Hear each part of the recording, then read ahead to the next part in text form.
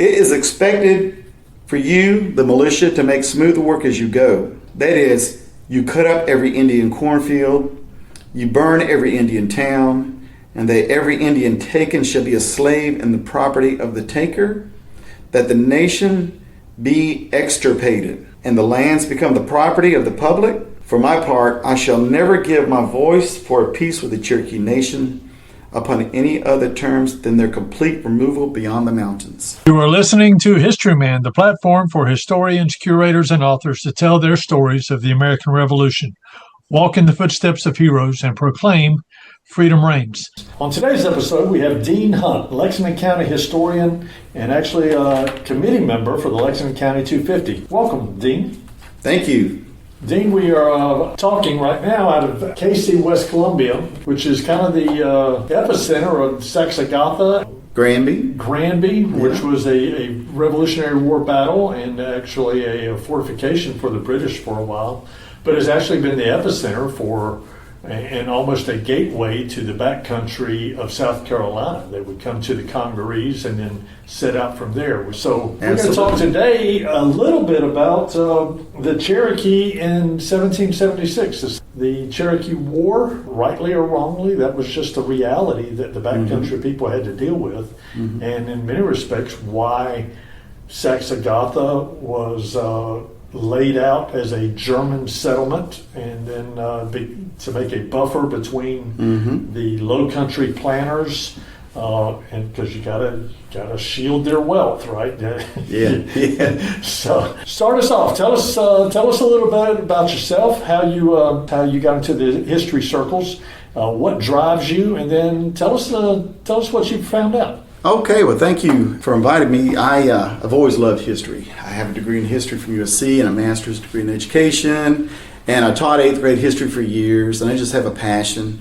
And my 8th grade students used to tell me, Mr. Hunt, why do you like history? And I just tell them, God makes mechanics, and God makes accountants, and God makes teachers, and God made historians, and I just love to share that passion. And I just love South Carolina history. We have so much of it around here. You're like a shaman, is what you're telling me. Yeah. And speaking of shaman, I'm really into Native American history now. I go to all the powwows, met a lot of the chiefs, and the result of my 23andMe DNA test shows that I'm 8% Native American. So this is why I'm here today to talk about the Cherokee War of 1776 in South Carolina. There were several wars with the Cherokee over the course of time. I mean, when we talk about the founding of South Carolina, let's just go back to 1670. We partnered, the Charleston militia partnered with the Yemasees to go down and invest themselves at St. Augustine in Spanish Florida and fought against the Spanish there. And then years later, they found themselves fighting against the Yamasee Confederation, which included the Cherokee, to almost push the whole English colony back out into the ocean. And they involved the Catawba too. The only war the Catawba fought against the settlers. That's right. And somewhere halfway in that war, the Catawba back out. Right. And they've been fighting on the Whig Patriot side ever since. That's right. So the interaction or the intermingling of the stories of the Cherokee, of the Native Americans in general, with the English settling in North America is a deep and tangled web of intrigue and violence and peace and is all part of our history. So you're going to separate, in this particular episode, the Cherokee War or those conflicts. You're talking about the 1776 conflict, yes? That's correct. I'm going to focus primarily on the South Carolina involvement in the Cherokee War of 1776, but it didn't happen in a vacuum. There were other issues that happened years before that led up to the Cherokee War of 1776, and there were many other Indian wars after that war. Who was the Cherokee in general had the lower towns, the middle towns, and the upper towns. Is that a fair assessment? Yeah, that's a fair assessment, and I have a degree in geography as well, and people are confused about those those geographic references. To give you a perspective, the Cherokee Nation, if you would call it that, that's a European appellation applying about the Cherokee Nation. But the Cherokee center of the Cherokee Nation was around East Tennessee, parts of Kentucky, large part of western North Carolina, and northern Georgia, and South Carolina, primarily from this location west at the Casey West Columbia Library, west to up to Clemson. It was the Cherokee Nation. And because the Cherokee Nation is so large that the South Carolina part of the Cherokee Nation is called the lower Cherokee Nation, because it was below the center of the gravity of Cherokee Nation in Tennessee. What were the main towns and where were they located? So that's why I brought this great map. I know the audience cannot see the map, but I love these maps. You can get these maps of the Cherokee Nation villages in the Walhalla Museum up in Walhalla, South Carolina. It's the Museum of the Cherokee in Walhalla, and a great museum. But there are numerous villages in the upstate of South Carolina. Some of them, the names are the Oconee, the Conoross, the Brasstown, Chaga, Estatoe, Toxaway, Sugartown, Kiowa, which was the capital. Kiowa is the capital of the Cherokee Nation in South Carolina, the lower Cherokee Indians. You have Chattooga Village, Itochi Village, as the Seneca or Seneca Village, and many more unnamed villages in the upstate of South Carolina. So you said their nation really started just west of Casey. Correct. The modern archaeologists use the Congaree River and the Broad River, which heads north of Charlotte. Anything west of that was Cherokee lands. Okay. That was 1776, or was that just prior to that? That was just prior to that, years prior to that. Many of the lands like Lexington County and Winsboro area, Fairfield County and all that were hunting grounds, not heavily populated by the Cherokees. They were pushed west by the colonial settlers, the Germans and the Deutsche Swiss, by the 1730s. Okay. First treaty ever signed by the colonial government of South Carolina with the Cherokee Nation was the Treaty of 1721, which the Cherokee Nation sold all of Lexington County, parts of Orangeburg, and parts of Aiken to the colonial settlers. I've talked to several historians over the years, and they talked about the governmental setup of the Native Americans was totally different than the European understanding of government. Property rights, all of that was totally different than what the Europeans understand. Yes, the Native American worldview is totally different from the European worldview when it comes to land ownership. How so? To Native Americans, you don't own Mother Earth. It's sacred. You can't buy earth. It belongs to pretty much everybody. The trees are sacred, the sky, the land, the earth, the rocks. Everything's, you don't own earth. You don't own earth. It's sacred. You just can't buy title to it. That certainly went against the grain. So when they gave away this property, they really felt like it wasn't theirs to give away anyway. So that's a hard dilemma, even for me as a trained historian, to understand. Of course, the natives didn't want to sell their land, but a lot of times they didn't have a choice to. They sold the land because it was a mutual beneficial to both parties. The Indians loved the European trade goods. They got hundreds of thousands of pounds or dollars worth of European guns, ammunition, trade beads, hatchets, cloth, everything you could imagine. And they loved that. They got addicted to European trade goods, and they would give up this land. In addition, the Europeans encroached upon this land and pretty much forced the Native Americans back. I talked to Dr. Brooke Bauer up at the Catawba Nation love her book. Years ago, and she was talking about the geopolitics that the Catawba had to maneuver through with dealing with the colonial government, with dealing with the British, dealing with the other Indian tribes, the Cherokee and other tribes, the Shawnee, the Creek. But they were always, from a diplomatic standpoint, they were adept at saving their people. With these different diplomatic approaches that they took, whether it was with the South Carolina colonial government or the North Carolina colonial government. And absolutely, they would find sometimes they would have to play one group off against another just so they could survive as a people. And certainly we have a hard time understanding it. Not to say that the Cherokee or the Catawba Nation do not exist; they do exist still. But we are much more assimilated as a people of South Carolina than we ever were before. Exactly. So talk to me, in 1776, what was the big to-do? So, and a lot of things were going on in 1776. The colonists were in rebellion against England. They felt like they were cheated with taxes and not being represented well. And so the 13 colonies rebelled. And by 1776, South Carolina was in open rebellion against England. They chased the Governor Campbell, out of the capital of South Carolina, Charlestown. He fled. And the Patriots, or the revolutionaries, they set up a Revolutionary War Committee of Safety and wrote their own rules and regulations and raised a militia. And they were ready for war in 1776. They're ready to fight. So how did the Cherokee get brought into this? So wasn't it just a European fight between the people of South Carolina or the colonies and England? Wasn't it just that? So that is the award-winning question. So this is where my talk's going to take off. The Cherokee. When I grew up, when I studied the fight at Fort Sullivan, Fort Moultrie in June of 1776, and how the Patriots defeated the British fleet. The unfinished fort, and all the Revolutionary War heroes were there. Francis Marion, Charles Lee, Moultrie, and the defeat of the British at Breach Inlet with Danger Thompson. You always heard about the patriotic Revolutionary Whig side.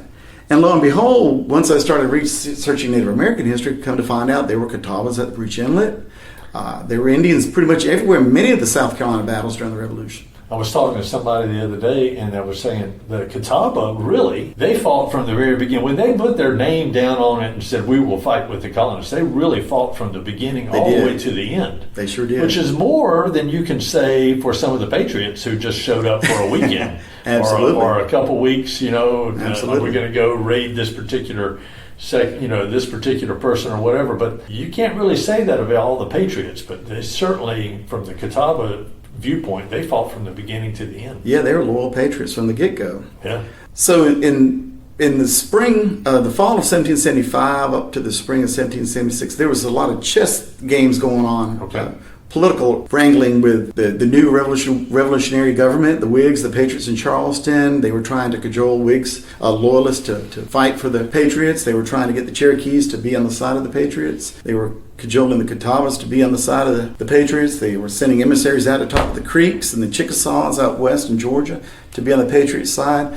The Indians were upset. The Native Americans were upset by 1775 and 1776. They pretty much had it with white encroachment on sacred Indian lands. And the Native Americans had meetings in East Tennessee in numerous villages, including one village called Chota, C-H-O-T-A. And many Indian delegates came all the way from up north, from New England, to talk to the Cherokees about war. You had different tribes from up north, the Mohawks, Chickasaws from out west, the Cherokees, the Creeks, the Muskogee Creeks. They all met at different villages to talk about what to do with these white encroachments, with these settlers coming into upper South Carolina and East Tennessee and western North Carolina. What are they going to do? And many Indian delegates showed up painted black and red. And many Indians showed up with flags, and I never knew Native Americans had flags. And these flags were deerskin hide painted red and black. And that was the Native American symbol for war. And many of these Indians would gather around, and there would be hundreds of delegates talking. And the older chiefs wanted peace or semi-peace because they know what happened in the past in the Cherokee Wars in 1760 and other wars that happened prior to that, because the Indians was a bad outcome for the Native Americans. They lost land, lost warriors, lost territory. But the younger warriors, like Dragging Canoe, wanted war. They were ready for war. They had enough of the stealing of the land, with stealing the hunting grounds. They were all about war. Many of the Indians showed up with axes and hatchets. They wanted war. So Dragging Canoe, who was Dragging? So Dragging Canoe, he is one of my favorite Cherokee warriors. His father was a Cherokee chief named Atakulakula. His cousin was Nancy Ward, who was a beloved woman of the Cherokee. These are huge names in Cherokee history. Her descendants are still there. Yes, it's just amazing. All over. All over. The mountains of North Carolina. Mm-hmm. And she's half Irish. Mm-hmm. And being a redhead, I kind of keep up with stuff like that, being half Irish. But yeah, dragging canoe. It's hard to pronounce Cherokee names. I can't pronounce his name. It's a very long name. But his father, they were going on a hunting party or a war party, and he was like 4 or 5 years old, dragging canoe. He wanted to go hunting with his dad and fellow warriors, and his dad said, "Hey, if you could drag that canoe to the river, you can go." And this little 5-year-old dragged the canoe, a big canoe, all the way. It's like dragging a kayak today. I kayak. It's a dragging kayak. That's hard to do as an adult. And he dragged that canoe to the river, and his dad and the warriors gave him the name Dragging Canoe. And he has been a fighter. He's known as the warrior Napoleon or the Cherokees. I call him the Francis Marion of the Cherokee because he defended his nation for years. But from a loyalty standpoint for the Cherokee, he certainly stood out. He did. And a lot of folks don't know his name, and people should. Right. He should. Right. But all the chiefs voted for moderation, peace, let's sign treaties, and Dragging Canoe and his faction and the younger Cherokee chiefs wanted war by the fall of 1775. And so war broke out around the time Fort Sullivan, Fort Moultrie was attacked by the British.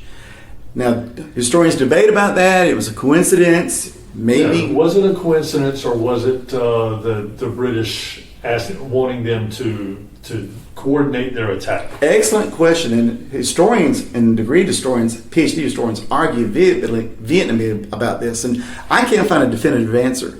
So as a trained historian, you try to find an answer.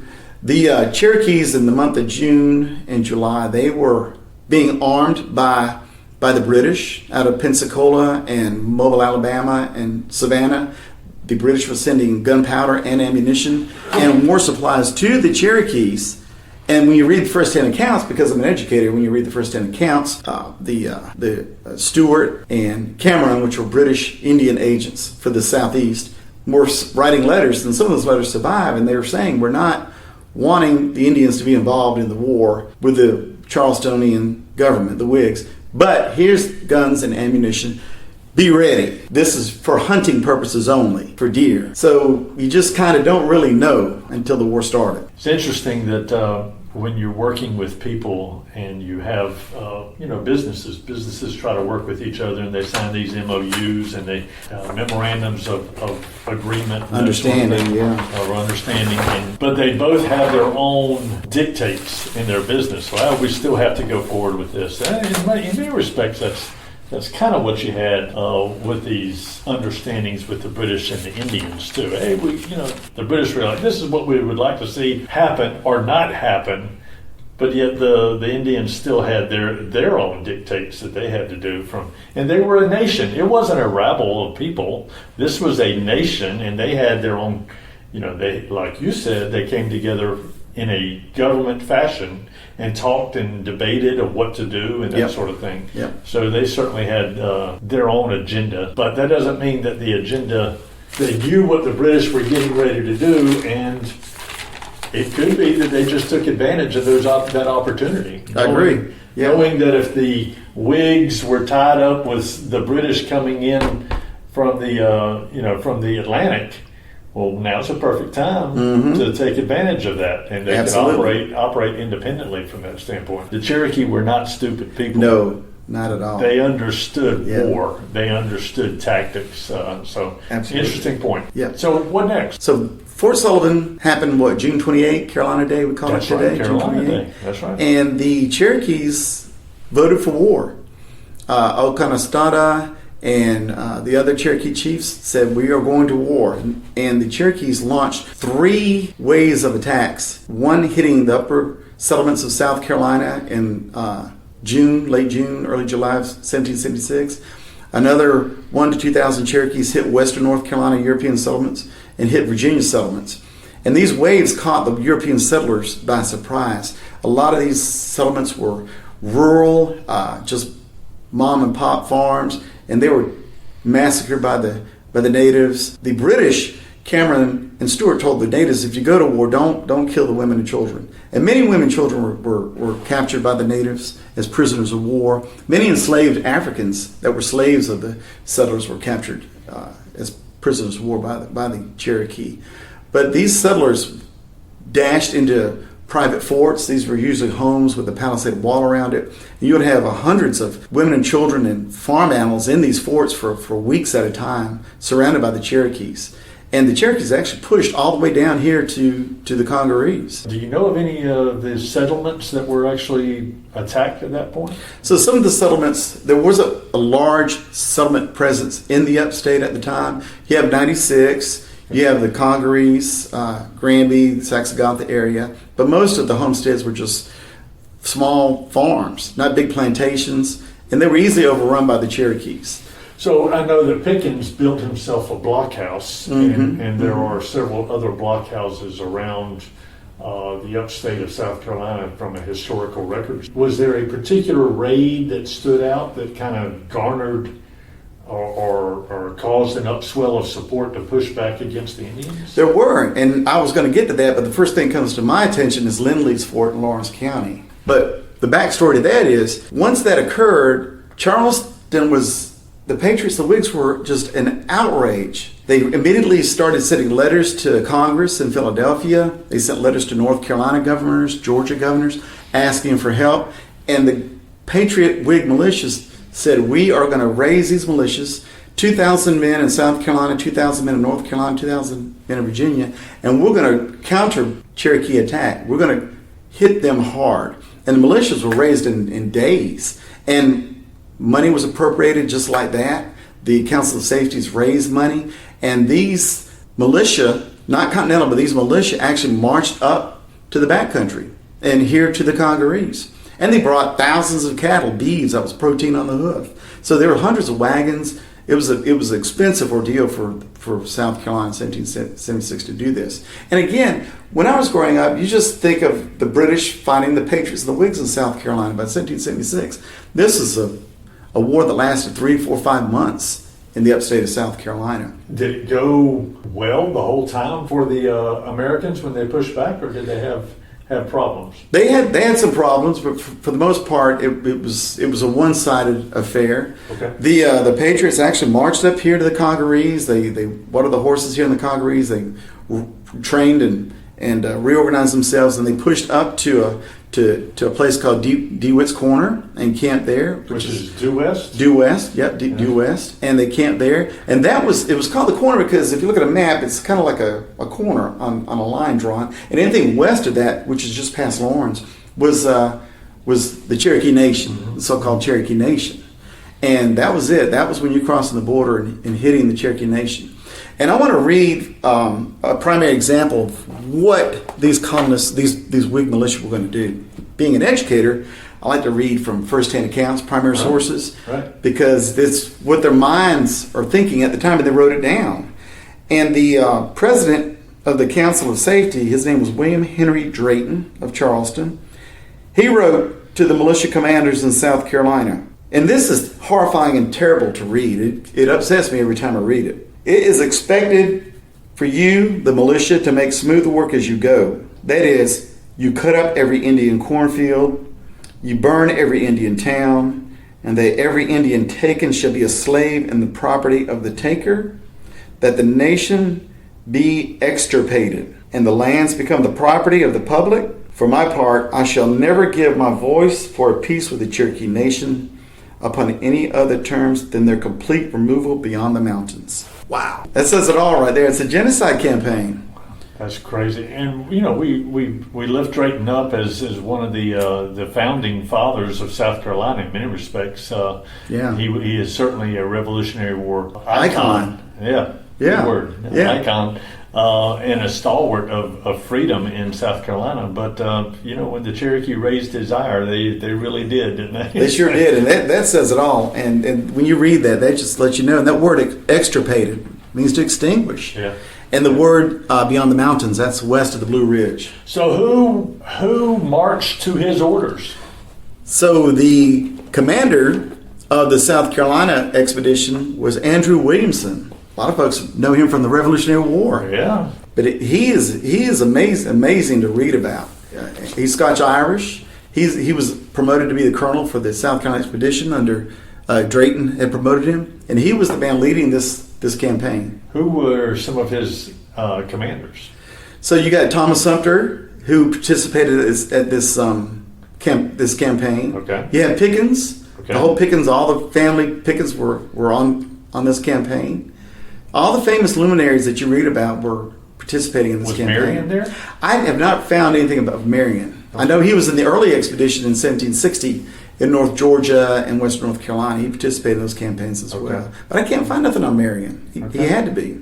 Right. I don't know. But the militia, once they got to DeWitt's Corner, due west, they spread out in columns of 100 mounted infantry here, 300 mounted infantry here, 500 mounted infantry here, and they just went and burned numerous Cherokee villages as they went. So it wasn't like they didn't know where these villages were. These villages, this has been years of commerce that they've had with the Cherokees. Absolutely. In my research, especially as a historian, everybody says that this was a wilderness. It really was not a wilderness. There were cities, there were Cherokee villages, there were roads, there were paths all over the place. Our modern highway system mimics the Cherokee paths, the Cherokee roads. These villages had names. Everybody knew where they were. So it was not a complete wilderness. So Seneca is a Seneca. Yes. At that time. Yes. Why a Seneca? If it's Cherokee, why is it named after the Seneca tribe? I used to know that. I researched that, but it's something to do, which is a similar word in Cherokee. I forgot the name of it, but yeah, I need to research the Seneca that. were not there. No, there's nothing to do with Seneca Cherokee. in New York. Very good. Yeah. All right. Yeah. All right. So Williamson is a controversial figure later on in the Revolutionary War. Absolutely. All right. So tell me a little bit about Williamson. So Williamson is an extraordinary man. He lived in a plantation house called Whitehall, just south of 96, and nobody's found Whitehall. Did he lose it later on? He did. Archaeologists have recently found Whitehall. John Allison, my friend, recently found Whitehall. But yeah, it was a beautiful plantation. It was a blockhouse as well.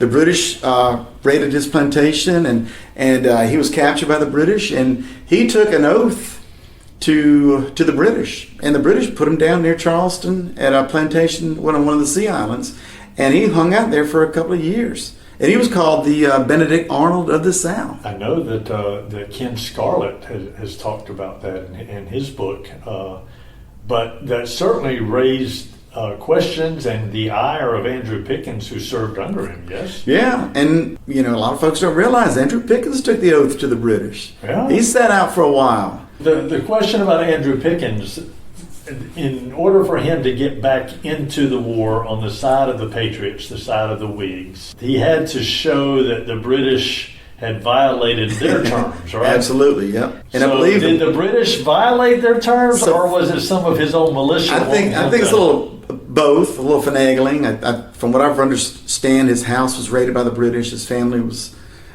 messed with by the British, and he just was it really the British? Invalidated his oath, or maybe the loyalists, his neighbors. You can really get in the grass with that one. Yeah, but he eventually became a patriot and fought at Cowpens and fought at Utah Springs. Well, he was big at the ring fight, which we're getting ready to talk about here. Absolutely, right? At the very beginning. One of the famous battles. And then he went on up into North Carolina, served in North Carolina over the North Carolina militia. Yeah, that's something.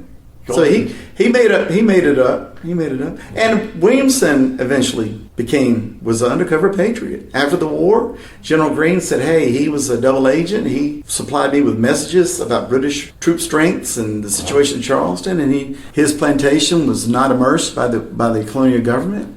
And immersed was when the plantations were seized by the Patriot government of loyalists in South Carolina after the war. If they weren't taken, they were immersed. A certain percentage, they had to pay a fine.